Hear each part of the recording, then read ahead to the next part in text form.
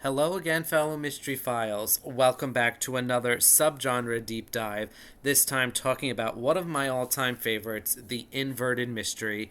And I have not had a lot of opportunity to discuss inverted mysteries on this channel yet, so I'm looking forward to this discussion, the history of it, the characteristics, etc.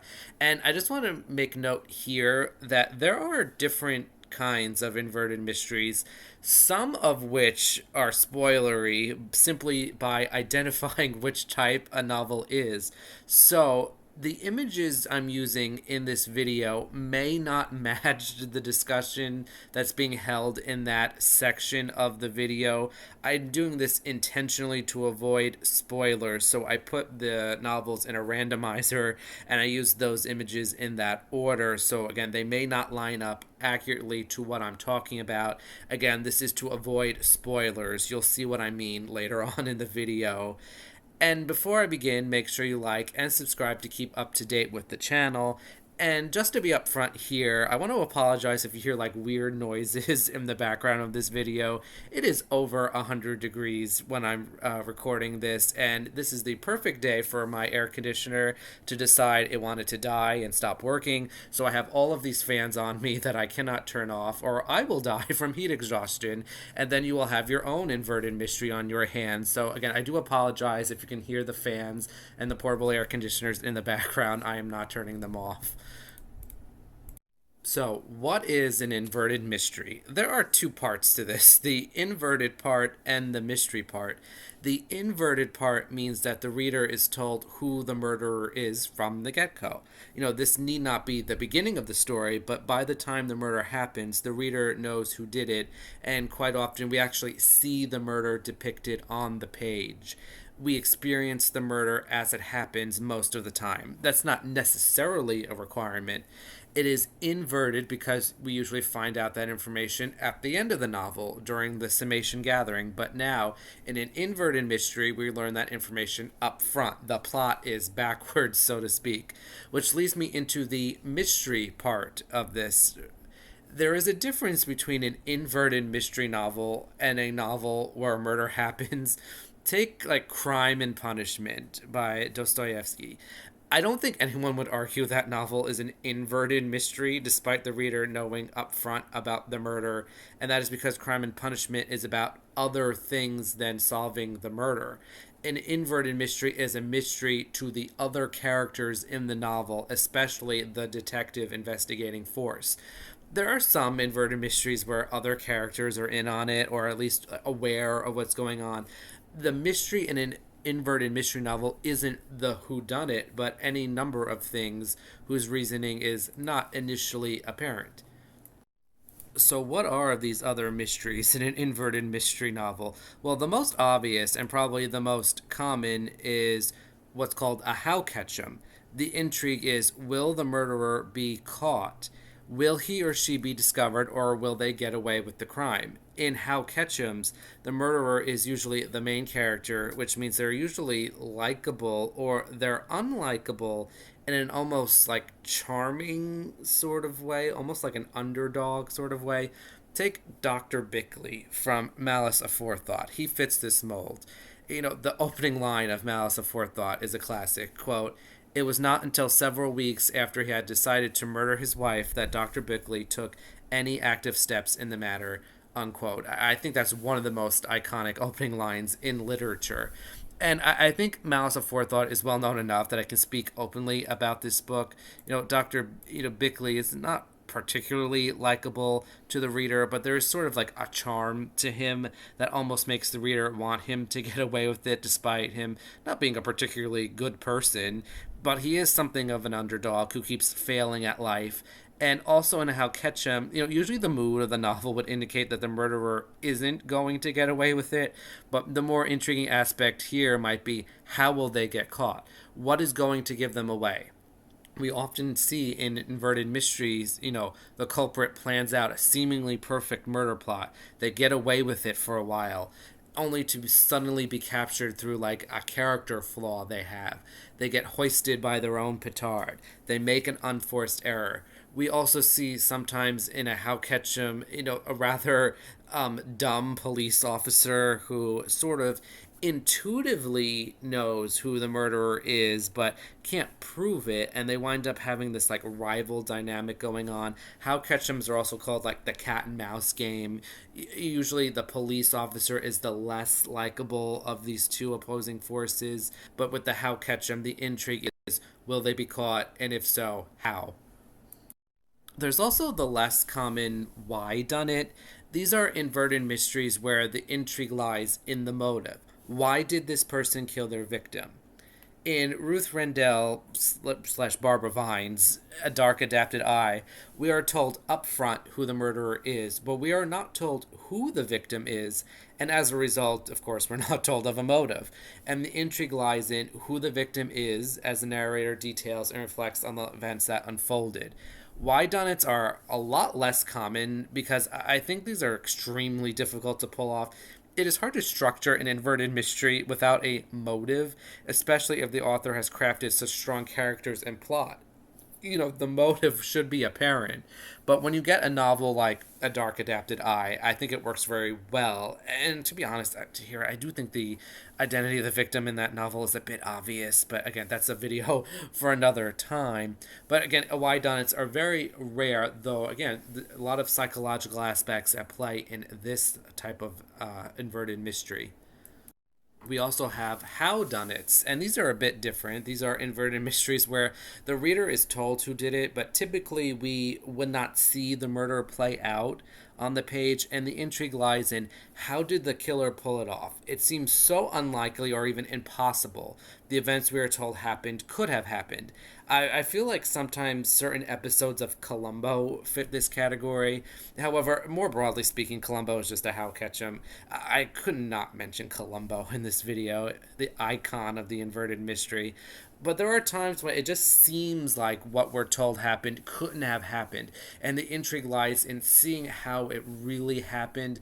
I think, like, I know a lot of you don't play video games, but if you're familiar with the Ace Attorney video game franchise, usually the first case in those games, they show you who did it, and then you have to prove them guilty. And sometimes it really seems like, how on earth did this person do this? You have no idea, and the intrigue lies in presenting the evidence and figuring out just how they did it.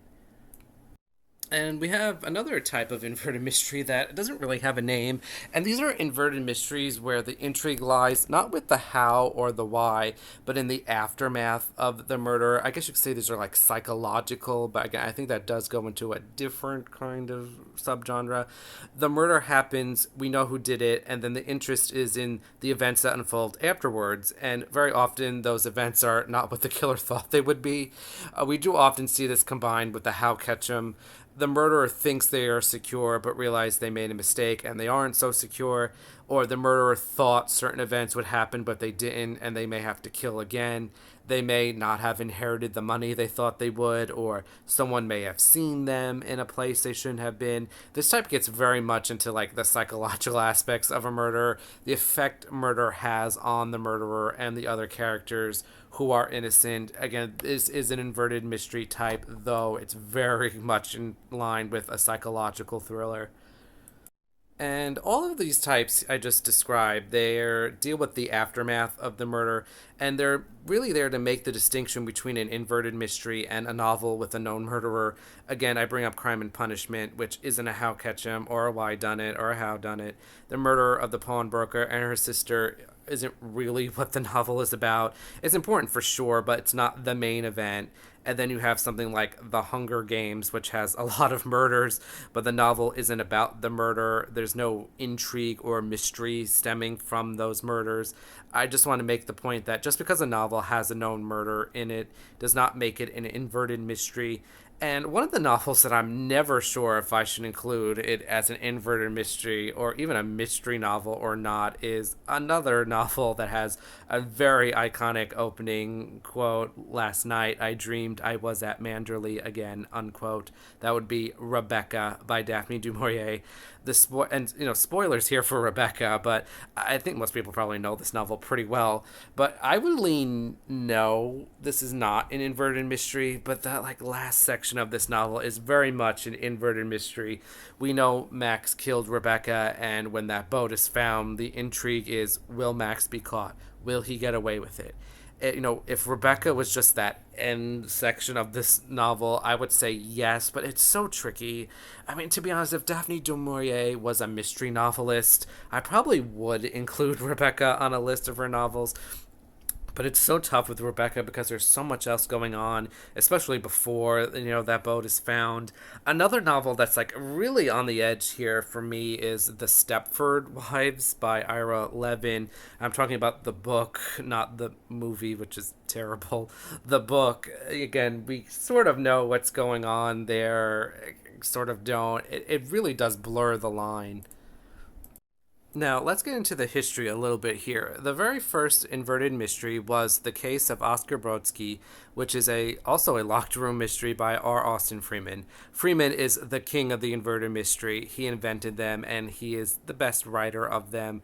The Case of Oscar Brodsky is a 1908 short story and featured Dr. Thorndyke, who is a medical doctor slash amateur sleuth. Really, he's the first, I would say, forensic detective. And, perhaps a lot of Freeman's views are, not great. They didn't age particularly well, but he is best known for inventing the inverted detective story and redefining the genre. The fact that Freeman reveals the culprit right away in Oscar Brodsky was shocking. It was the equivalent of like the shocking twist in like The Murder of Roger Ackroyd or Murder on the Orient Express. Freeman writes about how and why he created the inverted mystery in his essay, The Art of Detective Fiction, and basically Freeman said he took the risk that the readers would enjoy both the murder part of the story and the investigation part of the story. He knew that if he made the plot so engrossing, no one would care they knew who the murderer was, and they could still enjoy the rest of the story in a brand new way they never enjoyed detective fiction before, and there would still be details the reader missed along the way. This is what he said, quote, "The reader can always be trusted to mislead himself. No matter how plainly the data are given, some years ago I devised as an experiment an inverted detective story in two parts, the case of Oscar Brodsky. The first part was a minute and detailed description of a crime, setting forth the antecedents, motives, and all attendant circumstances. The reader had seen the crime committed, knew all about the criminal, and was in possession of all the facts. It would have seemed that there was nothing left to tell, but I calculated that the reader would be so occupied with the crime that he would overlook the evidence. And so it turned out. The second part, which described the investigation of the crime, had to most readers the effect of new matter. All the facts were known, but their evidential quality had not been recognized." Unquote. And like most other subgenres, the inverted mystery has undergone changes and morphed over time. I would probably argue less so than other subgenres. I mean, the formula here is tried and true, and also already allowed for a wide variance of use, but it's still being reinvented and new things done to it. Even in the 1920s, I would argue someone like Anthony Barclay Cox is someone who really pushed the envelope with inverted mysteries, writing them in new ways and doing new things with them so they weren't just how catchums. He did use some of those other methods I already talked about and ones I will talk about soon.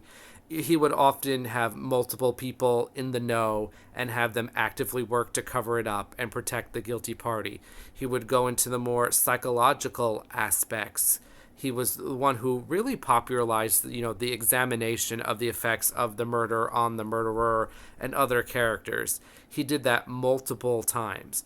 Barclay's Malice Aforethought is probably the most famous inverted mystery novel. I know Freeman Willis Crofts has a few. Croft, best known for his ability to break alibis, or I should say Inspector French's ability to break alibis. R. Austin Freeman is the creator of the inverted mystery, but I do think Malice Aforethought is probably the best known of these.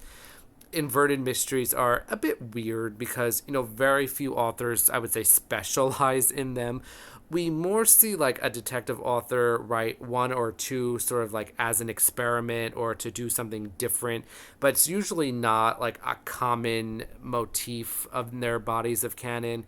And of course, I think the inverted mystery is much better known to us today through screen and film. Columbo, Dial M for Murder, Strangers on a Train. When you think about inverted mysteries, I think Columbo is probably the first thing that comes to mind for most people. And I would say today we have an increased use in the inverted mystery over time as authors become more interested in the psychological aspects of crime and even the forensics of crime. I do think some commonly referred to inverted mysteries aren't really inverted mysteries. Again, they're in that gray area.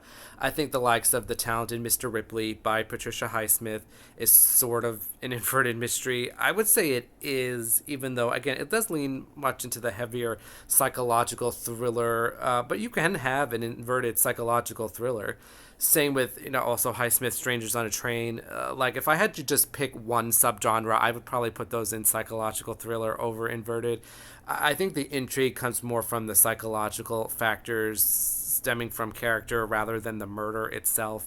I think the murders in those novels are more secondary sort of plot point rather than the main plot, but I do think they are inverted mysteries, much clearer, much more so than Rebecca.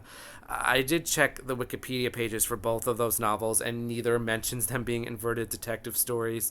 The more recent one people are probably familiar with is Gone Girl by Gillian Flynn, but that too, I think, really plays up the psychological aspects in a way that I think strays too far from a traditional inverted mystery.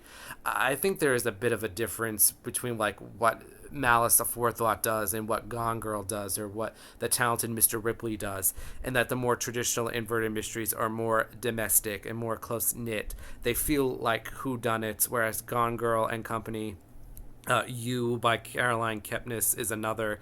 They have much grander plots. They're, I think, get more thriller-y at times, and when you get a bit thrillery, I do think you're a bit far away from the inverted mystery. But I would consider these inverted mysteries for sure, but I think they better fit other categories. Like most subgenres, the inverted mystery has overlap with all the others, but I do think Gone Girl, etc., are focusing on a little bit different ideas than the traditional inverted mystery. And again, I think that puts them a bit of a gray area. And we have five categories of inverted mysteries I want to talk about. These are different than the categories I talked about earlier, because the earlier ones were types of aftermaths, and but these five are types of setup.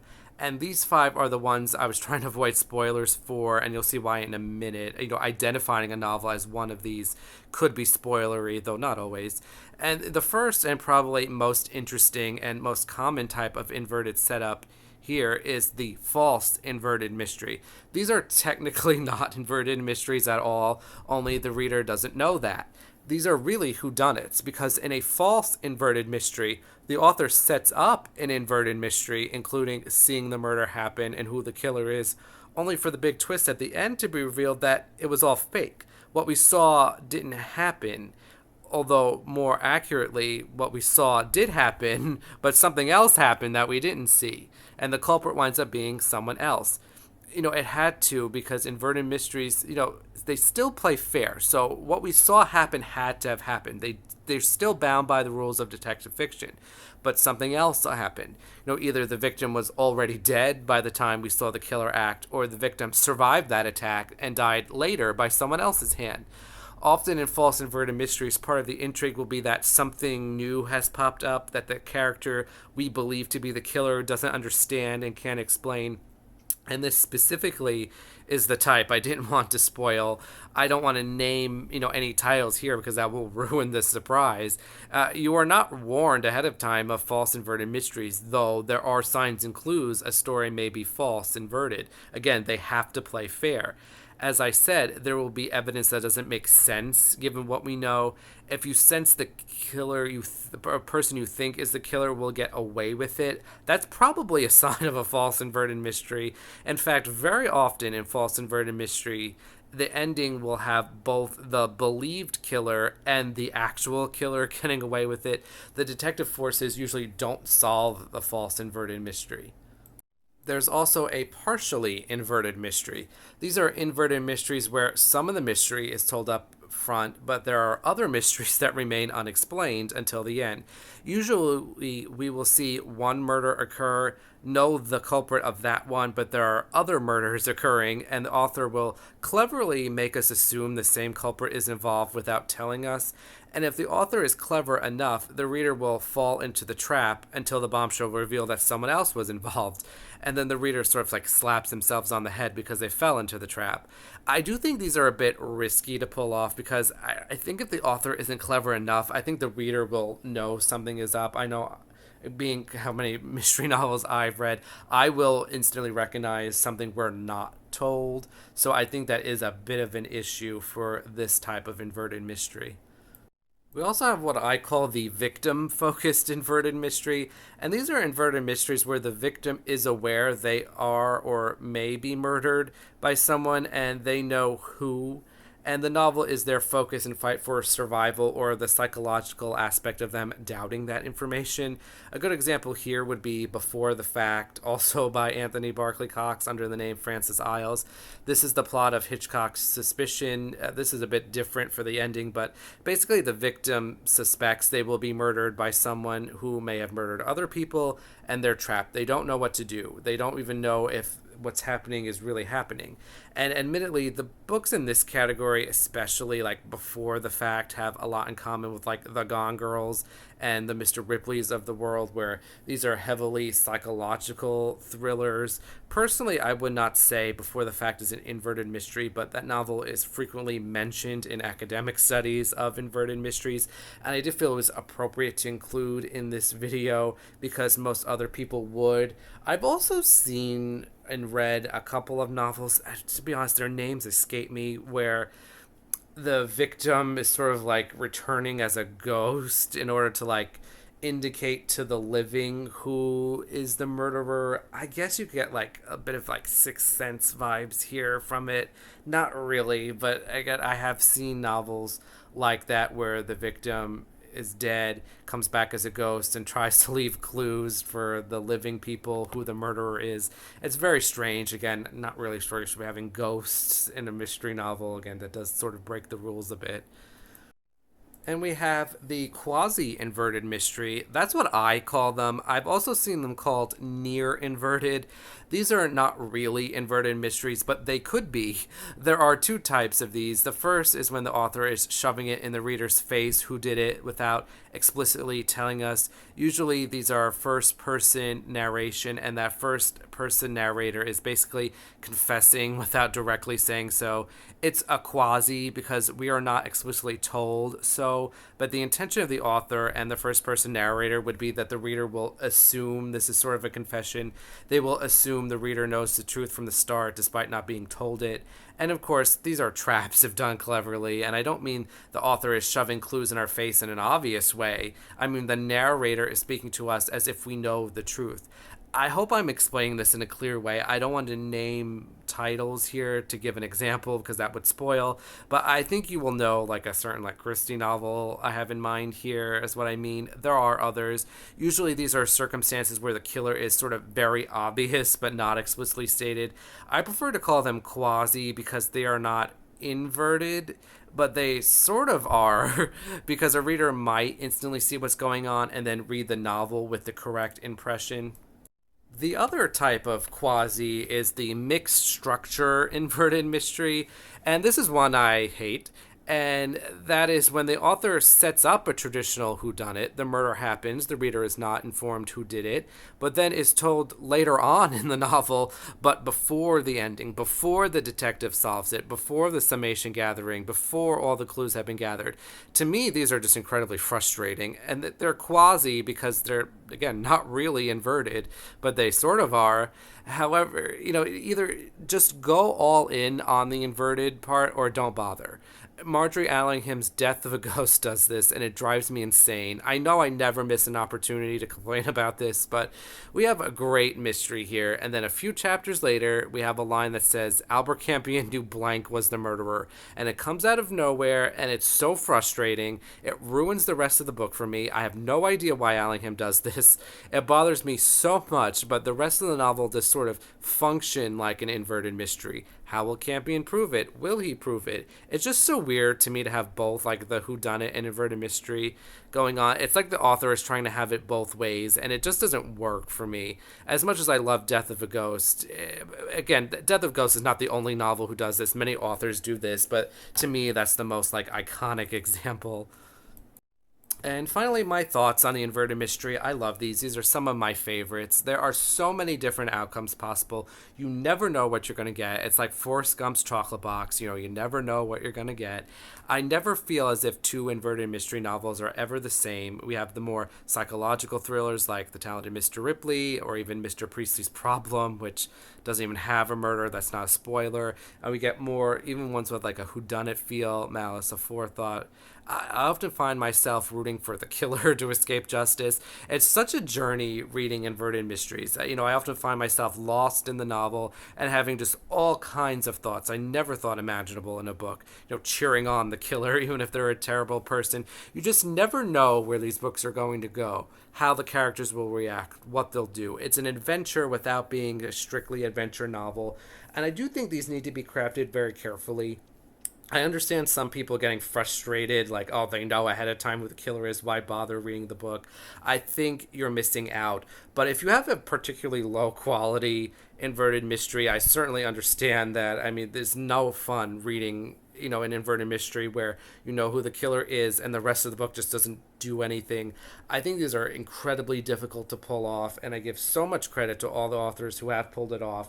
And you can do it in so many different ways, and there's still today authors doing just incredibly inventive things with the inverted mystery while still remaining true to it. They're not saying, oh, this is an inverted mystery, and they get something like totally different, which I often find is the case nowadays with other subgenres. But again, I think this is a high degree of difficulty to pull off, and the reward is certainly worth it.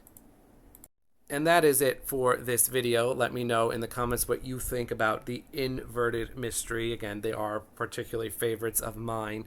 Next week, we have a bit of a schedule change here. Next week, I was supposed to have my video on asking AI different questions about detective novels, but I was experimenting with that, and I decided that I need some more time to work on that because I wasn't getting anything interesting here. Actually, the AI bots that I used were surprisingly knowledgeable here, so I want to rework that idea and just come up with new ideas to actually make it interesting. So that'll be held off for a while.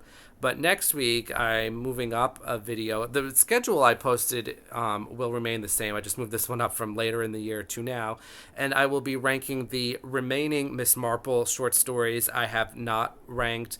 There's about 7 or 8 of them, I believe. These are all the Miss Marple short stories that are not in the 13 Problems collection. I already ranked them like 2 years ago. These are all sort of like the loose stragglers out there. So stay tuned for that. Until next time, Mystery Files.